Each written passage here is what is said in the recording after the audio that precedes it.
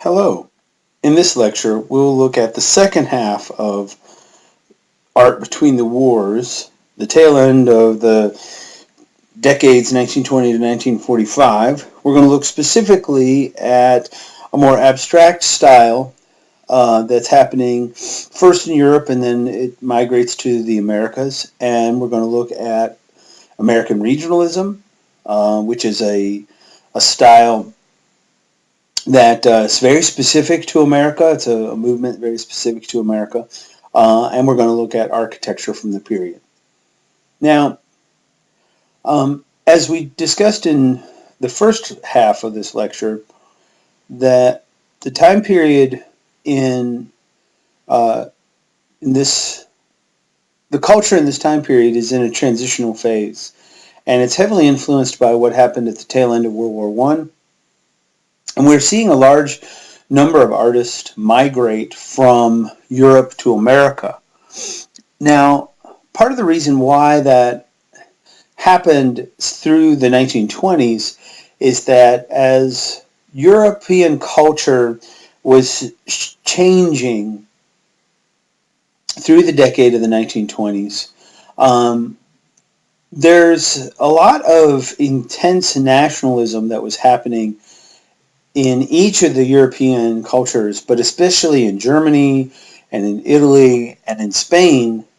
The nationalism movement in each of those, which was a little different because, in some areas it's more fascist, and then in Germany, of course, you see the rise of the Nazis. And each one of them has a cultural backlash as well.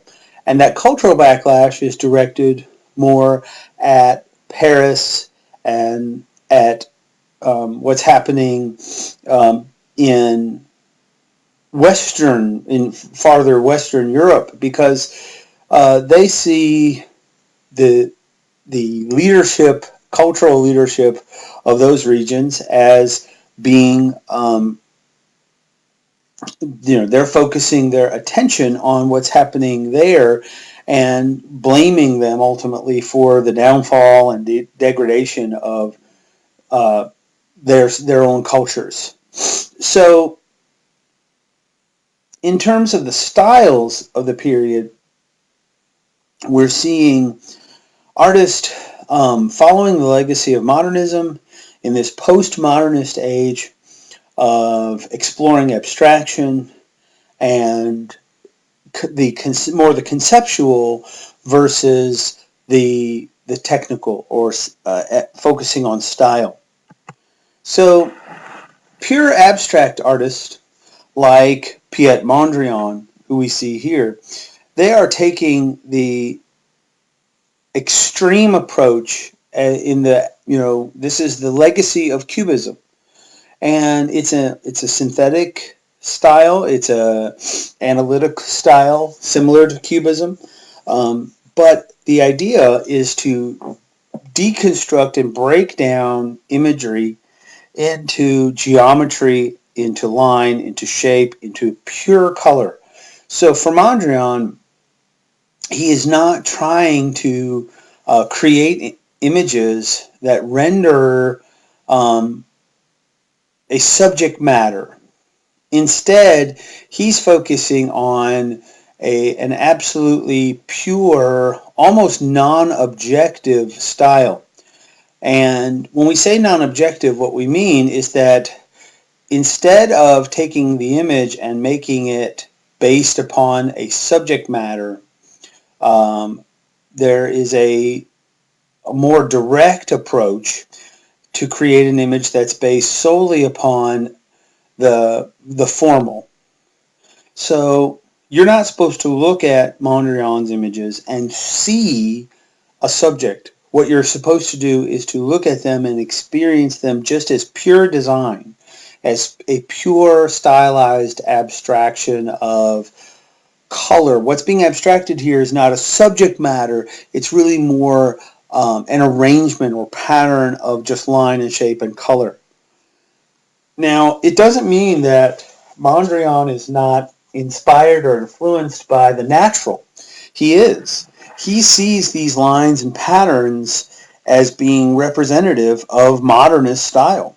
And especially what's happening in not in the art world necessarily, but what's happening in the scientific, industrial, and urban worlds that he sees surrounding him. So when he travels to cities and he sees these, the focus on the grid lines of the cities, the focus on building modern skyscrapers, focus on building these, metropolis centers like New York, like, London was becoming, like Paris was becoming, like some of the other European cities were becoming. But they, at that point, were kind of behind a little bit because of their history. So New York and the other cities in America that were embracing this new type of architecture, this new type of design, they didn't have as firm and as historical of a past to overcome. And so they could really reinvent themselves with this modernist aesthetic. Now, so for Mondrian, it really does become, and the other pure abstraction artists, it becomes a look solely at how to arrange the elements in a way that's pleasing, in a way that is going to create interesting shapes and interesting relationships. Now, another sort of part or element to this style is that the legacy of the modernist trying to create something new. So for the pure abstraction artists, they look at modernism and say, well, if the goal is to make something new, then the only way to do that is to eliminate subject matter, because the new can't. There's no new subjects. There's no new way to look at this, because at the same old subjects. And man has been making imagery for thousands of years, and so if you're going to make something that is based in a subject, then it has to be a new subject. Well, what are the new subjects that are out there? And it's things like, the more widespread use of electric light, the more widespread use of, and different uses of the new technologies that were emerging in the first quarter of the 20th century.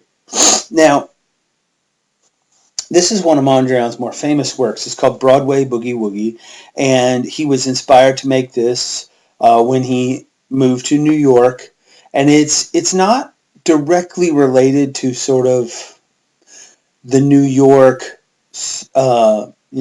Broadway lights. It's more of an indirect relationship. So instead of the subject here being Broadway and the lights, it's more he's inspired by those things. And I think that that's what's key here, is that we want to understand that the relationship is changed for these artists between their subject, between the way that they look at their paintings in the world.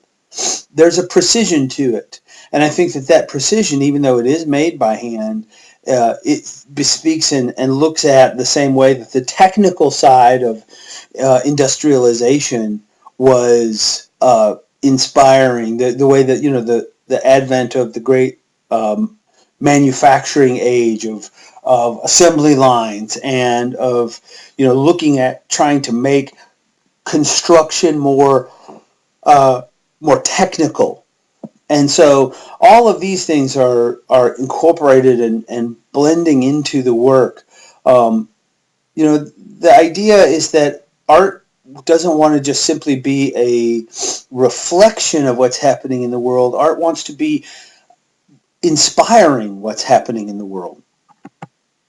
Now, in terms of sculpture, how do you relate that to a sculpture? It's a little bit more complicated, because sculpture can be pure form, but when it is, well, what is that pure form going to take? Because we tend to want to connect forms to subject more closely than we do in terms of two-dimensional design, like a painting. So this is Constantine Brancusi, and Brancusi's work is inspired by the deconstructionist sculptors like Lipschitz from the early 20th century, or like the dynamism of the futurist sculptors like Boccioni. But for Brancusi, he's trying to create a purer, simpler form. And so here, this is one of his more iconic works. Is called Bird in Space, and he's not trying to capture a bird. He's trying to give you the sort of the feeling, the essence of that bird as it moves and flies through space. How the body will take on this streamlined look, and that's very important to what the pure abstractionists are trying to do. They're trying to simplify everything. And of course, still bringing in the conceptual, still bringing in, focusing not just on the technique and form, but the idea. So here, one of his more interesting works, trying to focus the view of the artist, or of the viewer, I should say, from a specific angle or point of view. He intended the sculpture to be viewed from exactly this spot, this angle, so that it looks like it goes on forever. And that's the idea, is that it's form that just goes on forever, and the viewer doesn't think about the form in terms of relating to a specific subject. And I think that that's really important. Now, in American regionalism, we see a slightly more nostalgic style. The American regionalists and American art prior to World War I had always been slightly behind what was happening in Europe. Paris is clearly the leader of culture, the center of the art world prior to World War I. But in the aftermath of World War I and during the war, many artists are fleeing Europe to escape oppression and to escape the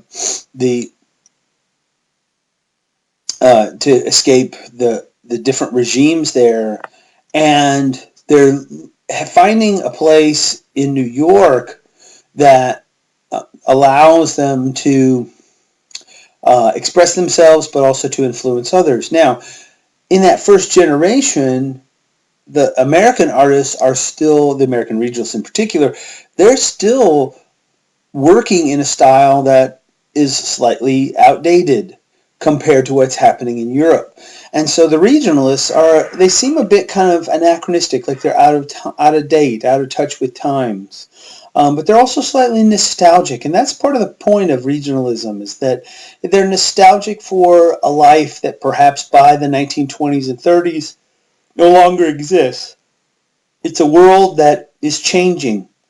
In America, it's changing not necessarily just in reaction to the war, but it's also changing socially and politically. We're moving from a more agrarian society to a society based upon manufacturing and technology.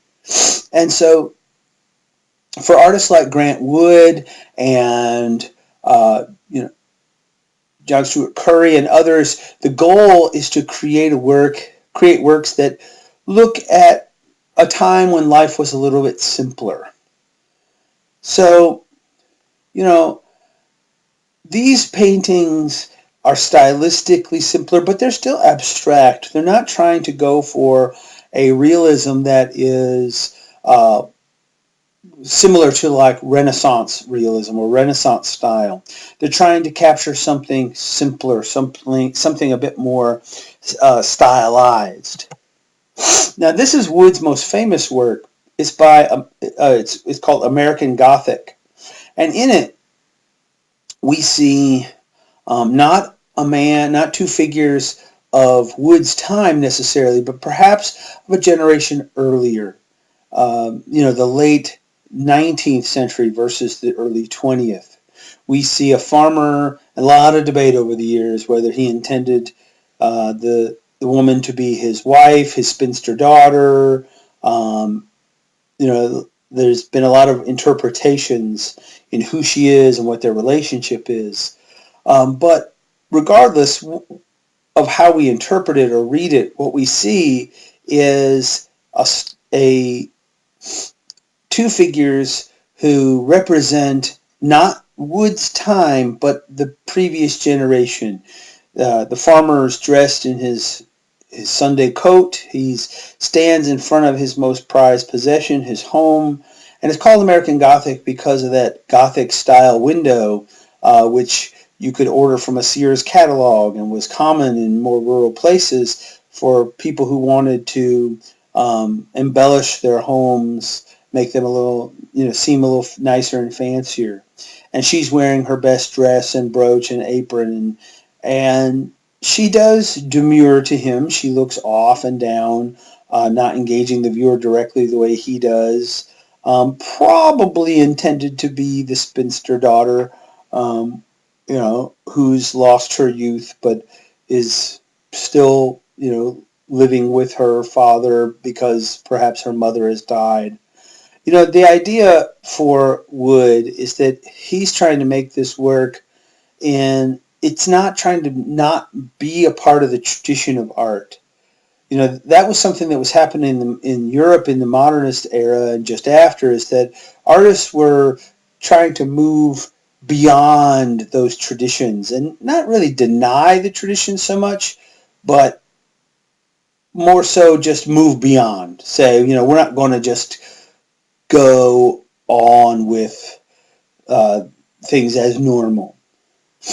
Now, Wood also intended this to be kind of a joke, that the models for these two figures are important. That's his sister and his dentist, with that kind of dour look on his face. And Wood wants these figures to be, he made this painting as kind of a joke on his sister as she got older. As, she's not married, and at a time when it was more and more common for women to be married, of course, younger age, but she gets to 30 and she's not married, and so he makes his painting to say that she's the spinster daughter. Now, paintings like these, not only do they show things out of time stylistically, but they look back kind of with the nostalgia, with the rose-colored glasses of nostalgia on a simpler previous generation. So here we have July hay, and they're cutting hay by hand, which wasn't common anymore. And everything looks, beautiful and pristine and clean and unbroken, and there's no, it's not the age of the tractors yet, but that was happening though. And so, the regionalists look back and say, oh, like this was a simpler time, but it was a better time. Man existed in relationship with nature in a better relationship, and it was cleaner and it was more pristine. Because now it's slightly romanticized for sure, but it's definitely trying to make a social statement almost about the nature of industrialization and the nature of how that's changing our relationship with nature and with each other.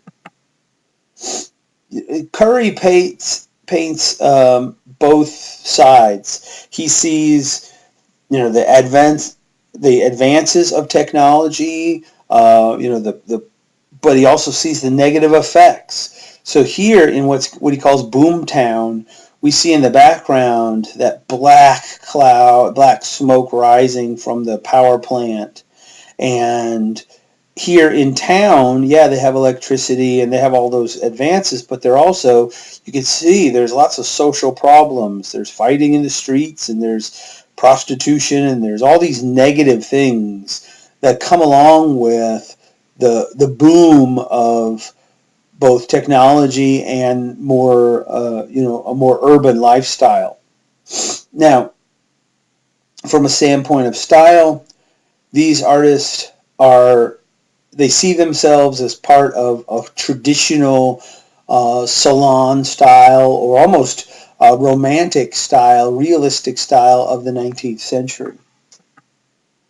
Now, the architecture of the period, this is at the start of the 20th century, architecture went its own direction. And modernism allowed for architecture to explore in the same way that painting and sculpture were exploring. But that exploration didn't have to be tied together in terms of the directions that each were going. So the modernist and postmodernist architects, they go in very unique and different directions. There are two very important architects of the period: Le Corbusier, who's French, and you can see in his style a connection to some traditional European structural architecture, but also in a very postmodernist, deconstructivist technique. So here he builds a cathedral, but not in a traditional cathedral plan. It's almost the cathedral deconstructed, the soaring, arching lines broken down into pieces, the windows that are not all uniform, that don't have, it's not a more organized design. It's very broken and very deconstructed, and that's really kind of what Le Corbusier was trying to do. Now he's balancing that with the predominant modernist style of architecture, which is geometric and glass and steel, and the rise of the skyscraper, and the giant urban buildings that were happening. So there's a little bit of all of that thrown in here. By taking the form of a building and breaking it down into solids, geometric solids, and exploring the nature of inside versus outside and how a building works with the landscape. These architects, what they're trying to do is to make a building, a structure that that doesn't look like anything that's come before necessarily, but also doesn't look out of place with its site. It is very much a site-based design. Now, the leading American architect of the day is a man by the name of Frank Lloyd Wright. Wright is a true innovator in architecture. His buildings and his designs are based upon how the building is going to be used and the fluidity of that design in relationship to the way that people live and the way that the site is going to enhance both the use of the building and their life within it. Wright didn't see himself as an architect who was only designing for the wealthy or the elite. A lot of times the best examples of architecture were only for those who could afford it, could afford the absolute best of these big giant buildings. And if you look back at the history of architecture of the 19th century, what you see is much of it is based upon the classical traditions and of architecture, of the Baroque, of the Renaissance, of the classical, all mixed together kind of in this romantic notion of things. And then modernism comes along and changes everything, and we start to see architecture as more formal. Louis Sullivan creates a design aesthetic that says form follows function. And so the next generation comes along and they see, well, if the form follows the function, then should the aesthetic then not follow the form? So Wright tries to create an aesthetic that is formal, but it's still trying to be as beautiful as all of the grand structures from history. Now, this is a unique structure. This is called the Rosenbaum House. It was actually built and still exists today. You can go visit it. in Florence, Alabama, and it's in what is referred to as Wright's Prairie style. It's a modular kind of structure, and it was actually built, or the design was intended to be, because it was all these modular forms, it could be replicated in various locations. You could alter the form based upon the site. You could change the way that the blocks of the form were arranged. It's a really interesting take on the way that we live, because the house is very longitudinal, and it has this big outdoor patio space that could be both indoor and outdoor. It's a really interesting way to look at architecture. This is Wright's, one of his most famous works. It's called Falling Water, and it's a home that he designed and built in Pennsylvania. He's also most famous, Wright, is for his residential designs, although he did do some commercial and building designs for business and industry. But it's his homes where he really left his mark. When Wright explored the site, before he's making his decision about the design, and this is quite often the case for him, he would go and he would visit the site and he would explore it to find the way that he could design to work with the site versus imposing his design upon the site.